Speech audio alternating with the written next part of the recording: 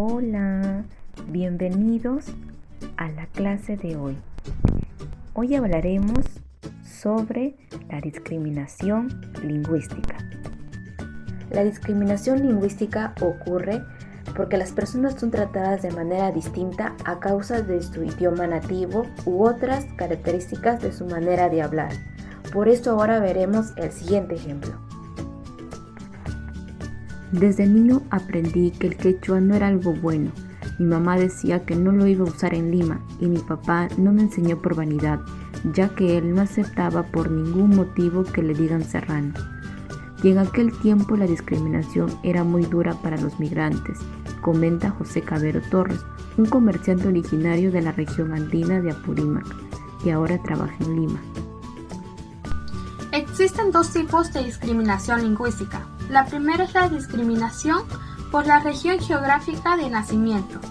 Esta se trata de priorizar la forma de hablar de los inmigrantes de las regiones andinas o de otras lenguas y discriminarlas por no hablar bien el español de la capital.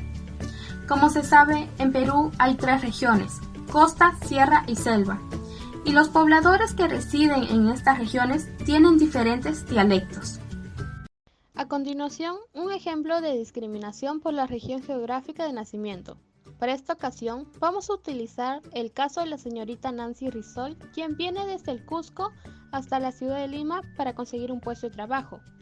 Aquel día, ella se presenta en una empresa prestigiosa a la cual ella quería postular para conseguir un puesto laboral. Pero ¿qué es lo que pasa? Al encontrarse con los entrevistadores, ella empezó a presentarse, pero todo lo hablaba en su lengua materna, que es el quechua.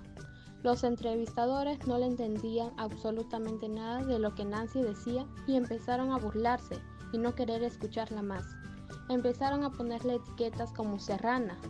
En ese momento, Nancy se sintió muy mal, por lo que empezó a llorar y se quería ir de ese lugar porque se burlaban de ella, solo por hablar el español incorrectamente. Y uno de los entrevistadores le dijo que si no hablaba español o inglés, no tenía el derecho a trabajar en aquella empresa. En cuanto dijeron esas palabras, Nancy se sintió discriminada y sabía que no estaban respetando sus derechos. Muy bien, queridos estudiantes, ahora vamos a hablar acerca del segundo tipo de discriminación. ¿Quieren saber cuál es?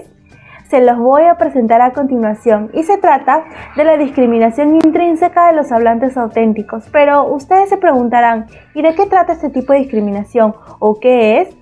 Muy bien, se trata cuando una persona o varias personas tienen un origen autóctono, que se avergüenzan de sí mismas. Pero no solo eso, también se avergüenzan de su lengua materna, ya sea el bora, el quechua, el aymara, el ayánica, entre otras muchas lenguas que existen en nuestro país, ¿verdad? ¿Y qué pasa? Que esto los conlleva a que ya no quieran hablar su lengua, no quieren comunicarse por el miedo a sufrir discriminación. Y en ese sentido, ellos también se están autodiscriminando al negar sus raíces y no querer seguir haciendo conocer a las demás personas sobre su lengua materna o su cultura, ¿no? Entonces, eso también lleva a la situación de que ya no quieran tampoco enseñarle su lengua materna a sus descendientes, con el fin de ocultar su cultura y sus raíces y no se sienten orgullosos de ella. Ahora vamos a presentar un caso con el tipo de discriminación intrínseca de los hablantes auténticos. Para esta ocasión vamos a emplear el caso de la familia González, quienes vienen de la ciudad de Ayacucho hacia la capital de Lima para buscar un mejor futuro. Es por esa razón que inscriben a sus hijos en una nueva escuela en donde solo hablan el español, no se habla ninguna lengua originaria. ¿Y por qué sucede esto? Porque los padres, si bien es cierto su lengua materna es el quechua, pero no lo hablan porque se sienten avergonzados de su cultura, de su lengua. Entonces nunca se lo enseñaron a sus hijos, solo hablar el castellano. Pero ¿qué pasa? Que los niños hablan el castellano con un acento distinto a los demás. Es por esa razón que los padres nunca le enseñaron porque sintieron miedo también de que sean discriminados o no sean aceptados por la sociedad. Muy bien, ahora vamos a pasar a la sección de preguntas, en donde nos permitirá reflexionar y a la vez reforzar también cada concepto que hemos ido aprendiendo acerca de la discriminación y cuáles son sus tipos. Para esto daremos pase a la primera pregunta. Comenzamos con la primera pregunta. ¿Cuál de las alternativas define mejor lo que es la discriminación lingüística? Como primera opción tenemos a la letra A, que nos dice que es el trato diferente a una persona a causa de su idioma nativo u otras características de su manera de hablar. Y como segunda opción tenemos a la letra B, que nos dice que es el trato diferente y perjudicial que se da a una persona por motivos de raza, cultura, ideas políticas, religión, etc. ¿Cuál crees que sea la respuesta? Muy bien, la respuesta es la letra A. La discriminación lingüística es el trato diferente que se da a una persona a causa de su idioma nativo u otras características de su manera de hablar.